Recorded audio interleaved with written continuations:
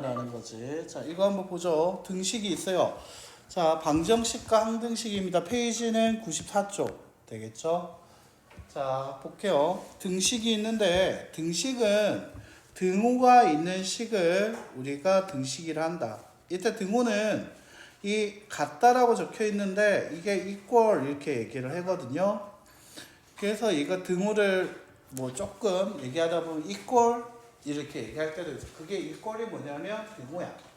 그래서 등호가 같다라는 표현을 나오게 되면 그 식을 우리가 등식이라 해요. 그래서 등호를 사용하여 두 수 또는 두 식이 같음을 나타내는 같다라는 거죠. 아까 읽을 때도 등호를 읽을 때 우리가 보통 어떻게 얘기했지? 같다 이런 식으로 얘기하잖아. 그래서 3x 플러스 2가 같다. 뭐랑 같다? 11과 같다. 이렇게도 읽고요.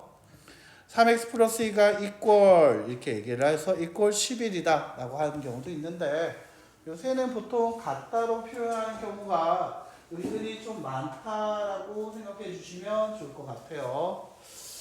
자, 그러면 이때 이 등호를 기준으로 왼쪽에 있으면 좌변, 오른쪽에 있으면 우변, 합쳐서 양변. 그래서 얘가 양변이다 라고 얘기하죠. 자, 그러면 얘 같은 경우에 볼게요. 등호 왼쪽, 오른쪽 그리고 합치면 되겠다는 거죠. 다음 등식인 거 동그라미, 아닌 거 x. 자, 등식에는 아까 등호가 있어야 한다고 했었지. 그래서 1번과 4번에는 등호가 있으니까 동그라미, 1번과 4번 동그라미, 2번과 3번은 등호가 안 보이죠? x가 되겠다라는 거지. 자, 어때요? 여기까지 괜찮습니까? 자, 얘 가지고 문제 한번 보면은 뭐 이거 쉬우니까 볼게요. 자, 이 등식은 특히 두 가지로 나눠진다라고 얘기를 해요. 즉 어떻게 여기 옆에다가 한번 써볼게. 여기 옆에 보면 방정식과 항등식이라 있는데 자, 이렇게 써보면 돼요. 등식이라고 있는데 이 등식은 바로 방정식과 항등식으로 나오게 됩니다. 항정식, 항등살도 아니고요. 항등식이죠. 그래서 항등식이다. 그래서 등식은 두 개로 나눠진다. 방정식 아니면 항등식. 자, 그러면 여기서 방정식은 미지수라는 말이 나와요. 그래서 방정식을 얘기할 땐 우리 방정식에 들어있는 문자가 미지수인데 보통 x 또는 a야. 그래서 x 또는 a가 참이 될 때도 있고 거짓이 될 때도 있다. 그때 참이 되게 한 녀석 우리는 해 또는 근이라고 부르고 그 구하는 것 여기다 가르치고 과정이라고 쓸게요. 자, 그 답을 해 또는 근 참이 되게 한 녀석을 구하는 과정을 우리가 푼다라고 표현합니다.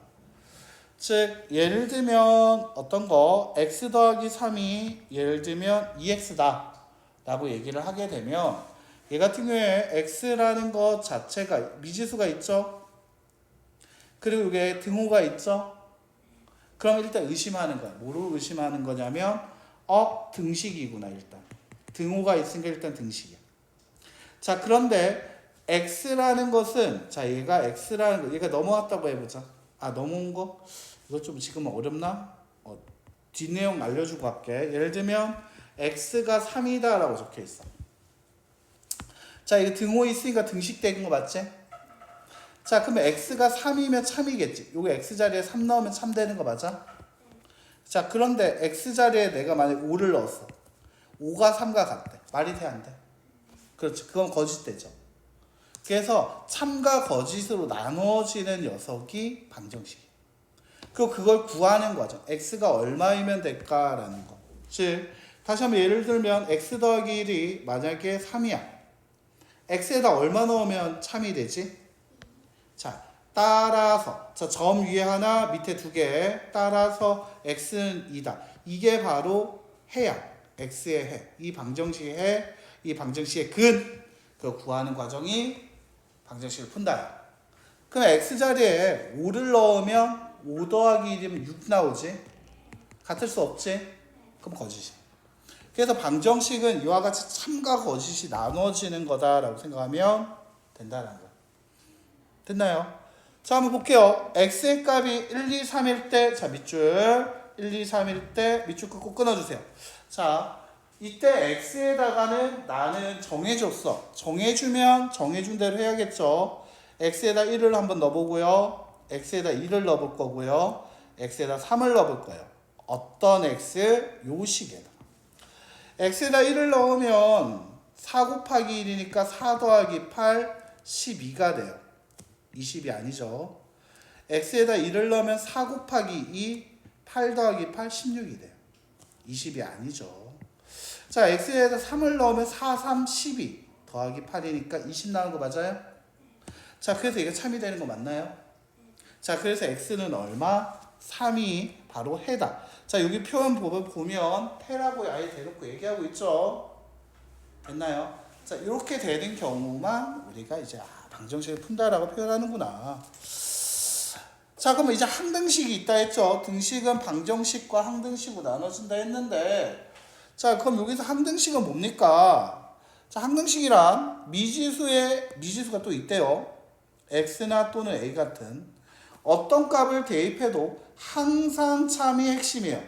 그래서 항상 참이 되는 등식이라는 의미에서 항등식입니다.